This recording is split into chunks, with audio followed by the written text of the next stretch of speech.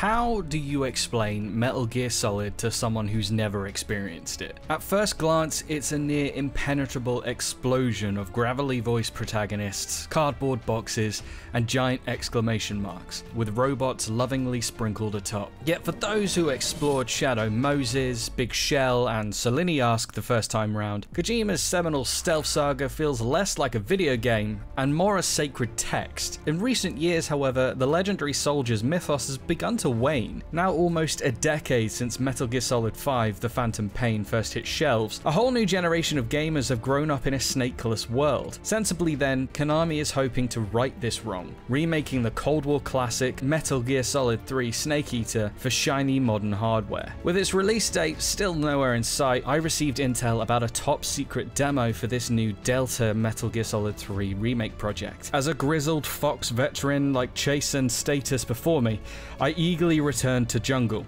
redonning my bandana, tuning my codec, and grabbing my Mark II tranquilizer one last time. As I popped on my headset and picked up my mission apparatus, there was one question ricocheting around my head. Has Konami lovingly restored this timeless classic, or fumbled the cardboard box?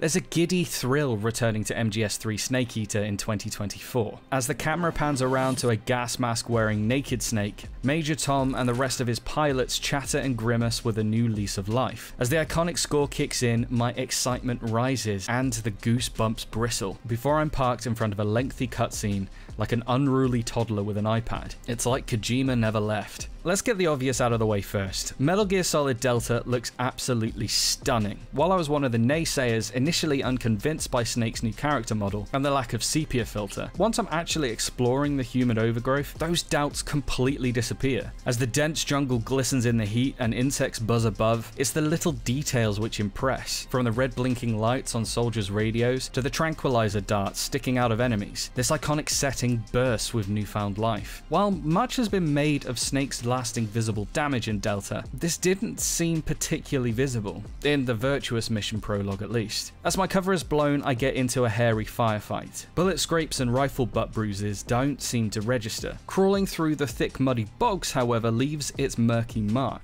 and as I emerge from the thick sludge and roll out of reach of an alligator's jaw, the mud clings to Snake's sticky uniform for several screens. It's this decision to lean into the cinematic that Konami feels gives Snake Eater new life. When people play Snake Eater in this day and age, we don't want it to feel like a 20-year-old game, old and clunky, explains series producer Noriaki Okumura. We want to make sure it feels exactly how they remember it, like the vision of Snake Eater in their minds. Cutscenes feel newly dynamic. It's something I particularly enjoy when I meet Snake Eater's crew of iconic oddball villains, the Cobra Unit. These absurd antagonists now teem with eccentricity. The End's eyes bulge like something ripped from the pages of manga horror writer Junji Ito. The Pain's hornets look newly sickening.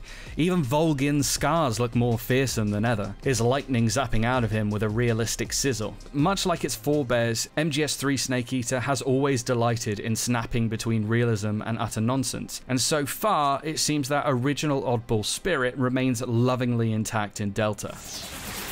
Yet, somewhat ironically, the lavish visuals also serve to highlight some of Snake Eater's creaky PlayStation 2 origins. While loading between stealthy vignettes is predictably snappy on PS5, each new tiny playable zone breaks the shiny 4K illusion, sending you back to the limitations of 2003. Sprinting between tree cover to tree cover before suddenly hitting the loading screen shatters the feeling that you're off exploring a vast jungle. As you crawl, roll, and dive across each area with modern eyes, it feels closer to exploring a squared off section of inner city park than a dense tropical wilderness. Thankfully though, the characters move with modern grace. It's why for Metal Gear Solid Delta, the team decided to completely overhaul the original stiff animations and unwieldy control scheme.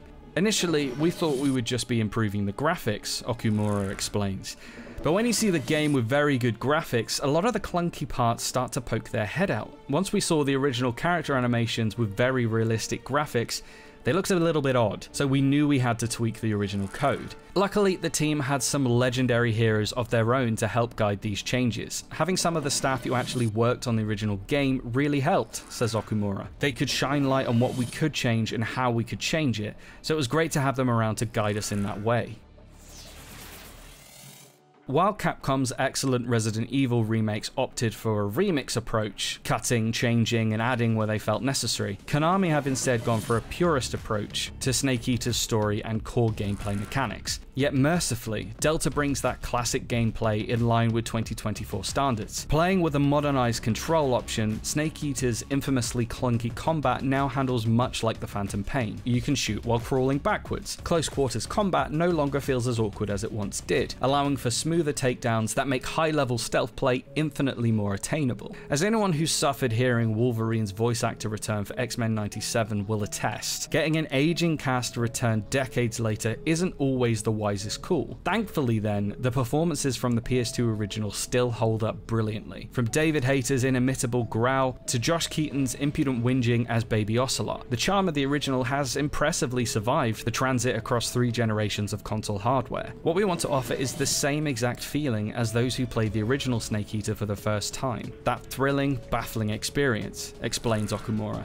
The more Otacon-minded of you out there will be pleased to hear that Konami wastes no time in laying its graphical cards on the proverbial table. When you boot Metal Gear Solid Delta, you're given the option for a 30 FPS visual mode, a dynamic resolution scaling between the highs of 4K and the lows of 1440p, or a 60 FPS mode, scaling between 4K and 1080p. If you opt for fidelity, 30 FPS mode seems to be pretty solid, despite halving the frame rate of the PS2 original. After the less than competent ports of the recent Master Collection, here's hoping both modes deliver. 21 years later, there's still nothing out there that feels quite like Metal Gear Solid 3 Snake Eater. From its blend of Cold War history to James Bond cheese and anime excess, it's a beautifully absurd creation, and one that absolutely deserves to be experienced again. While its relentless barrage of hands-off exposition may be a tough pill for newbies to swallow, thanks to the stunning new coat of paint and modernized take on CQC, Metal Gear Solid Delta is shaping up to be the definitive way to experience Big Boss's origins. Metal Gear Solid Delta Snake Eater is set to launch on PC, PS5, and Xbox Series X at some point in 2024. So, will you be revisiting this staple of the series? Or could this new coat of paint be enough for you to take your first plunge into the rich history of Metal Gear Solid? Let us know below. And as always, stick with GamesRadar for the latest news, previews, and more.